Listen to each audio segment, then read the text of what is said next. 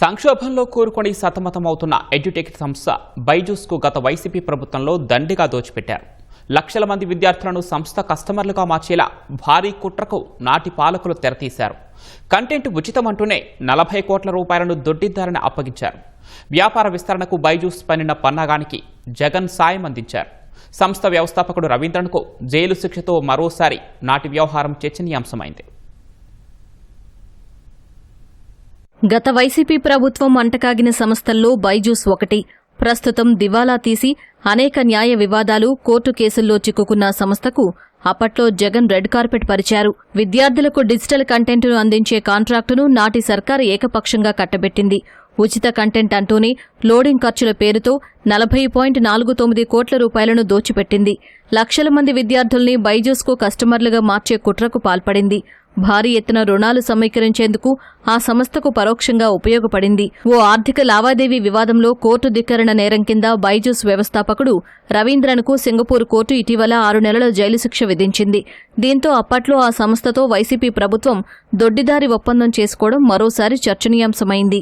Corona సమయంలో online తరగతులకు demand పెరగడంతో బైజూస్ ఒక వెలుగు వెలిగింది. 8, 9, 10 తరగతుల పాఠ్యాంశాల కంటెంట్ను లోడ్ చేసి ట్యాబ్ సహా ఇచ్చేందుకు 45 నుంచి 50 వేలు వసూలు చేసింది.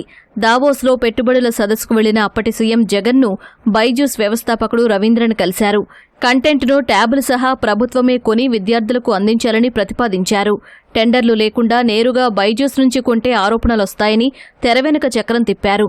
కంటెంట్ను బైజూస్ ఉచితంగా ఇస్తుందని, ట్యాబ్లను బయట విడిగా కొంటామని ప్రకటించారు. ప్రభుత్వ పాఠశాలల్లో చదివే 8వ తరగతి పిల్లలకు ట్యాబులు, బైజూస్ కంటెంట్ను ఉచితంగా ఇస్తామని గతంలోని జగన్ ప్రభుత్వం ప్రకటించింది. బైజూస్ ఉచితంగా కంటెంట్ను ఇస్తోందని విపరీతంగా ప్రచారం చేసింది. ఏపీటీఎస్ ద్వారా టెండర్లు పిలిచి ట్యాబ్లు కొనుగోలు చేసింది. 2022లో 4,34,185 ట్యాబులు కొని బైజూస్ కంటెంట్ను లోడ్ చేయాలంటూ బెంగళూరు పంపించారు. దీనికోసం ఒక్కో ట్యాబుకు 425 రూపాయల చొప్పున చెల్లించారు. వాటిని అక్కడి నుంచి జిల్లాలకు చేర్చేందుకు రవాణా ఛార్జీలు చెల్లించారు. కంటెంట్ లోడింగ్ ఛార్జీలను ట్యాబ్ సరఫరా టెండర్ దక్కించుకున్న సంస్థకు ఇచ్చి అక్కడి నుంచి బైజూస్కు వెళ్లే ఏర్పాటు చేశారు. 2023లో మరో 5,18,740 ట్యాబులు కొన్నారు. ఈసారి లోడింగ్ ఛార్జీలను టెండర్లోనే చేర్చేశారు. ట్యాబ్ల సంస్థ ద్వారా ఆ డబ్బు బైజూస్కు చేరేలా చేశారు.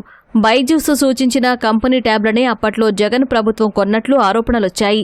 తొలి ఏడాది ట్యాబ్ల కాంట్రాక్ట్ను ఒక సంస్థకే ఇచ్చారు. ఆరోపణలు రావడంతో 2వ సంవత్సరంలో కొద్ది మొత్తం సరఫరా ఆర్డర్ను మరో కంపెనీకి ఇచ్చారు. 2 ఏళ్లలో 9.50 లక్షలకు పైగా ట్యాబులు కొంటే 8 లక్షలకు పైగా ట్యాబ్ల కాంట్రాక్టు ఒకే సంస్థకు దక్కింది. బైజూస్ పక్తు వ్యాపార సంస్థ.